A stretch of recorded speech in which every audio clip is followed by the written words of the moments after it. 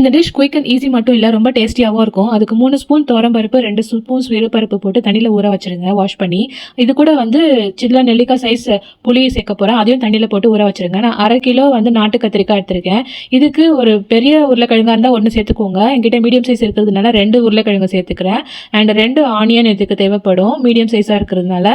And 3 medium size தக்காளி சேர்த்துக்கிறேன். பச்சை மிளகாய் இதுக்கு 3 to 4 நம்பர் சேர்த்தா நல்லாயிருக்கும். நான் 2 தான் சேர்த்துக்கிறேன். இப்போ குக்கரில் கத்திரிக்காய், உருளைக்கிழங்கு அண்ட் ஒரு கைப்பிடி வெங்காயம், அப்புறம் கொஞ்சம் பூண்டு, இது கூட வந்து நம்ம ஊற வச்ச அந்த பருப்பு வந்து எல்லாத்தையும் ஆட் பண்ணிவிட்டு நம்ம வந்து ஒரு 5 விசில் வரைக்கும் நல்லா குக்கரில் விட்டு எடுங்க. வேறு எதுவும் ஆட் பண்ணாதீங்க. ஒரு பேனில் எண்ணெய் ஊற்றி கடுகு போட்டு வெங்காயம், கருவேப்பிலை, சீரகம், ஆல்சோ இது கூட வந்து நம்ம கொஞ்சம் இடித்து வச்ச பூண்டு ஆட் பண்ணிக்கிறேன். அண்டு பச்சை மிளகாய் 2 ஆட் பண்ணிக்கிறேன். வெங்காயம் வதங்கினதும் தக்காளி போட்டு நல்லா வதக்குங்க, அது ஒரு பக்கம் வேகட்டும். இப்போ நம்மளுடைய கத்திரிக்காய் ரெடி ஆகிடுச்சு. தண்ணி நிறைய வச்சு வேக வைக்காதீங்க கத்திரிக்காவை. இது கூட எதுவும் ஆட் பண்ணாமல் வேக வைங்க. சால்ட் கூட போடாதீங்க, மஞ்சளும் போடாதீங்க.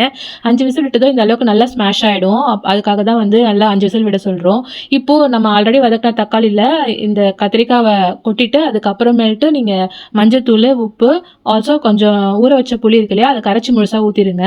இதை வந்து ஒரு 5 மினிட்ஸ் நல்லா கொதிக்க வைங்க. ரொம்ப டேஸ்டியான ஒரு அருமையான சைட் டிஷ் ரெடி. இது எல்லா டிஃபன் ஐட்டம் அண்ட் ரைஸுக்கு இது ரொம்பவே அல்டிமேட்டாக இருக்கும். எஸ்பெஷலி பொங்கல், உப்புமா இந்த மாதிரி ஐட்டத்துக்கு இன்னும் ரொம்ப சூப்பராக இருக்கும். அண்ட் இதோடைய ஃபுல் வீடியோ வேணும்னா நான் சேனலில் அப்லோட் பண்ணியிருக்கேன்.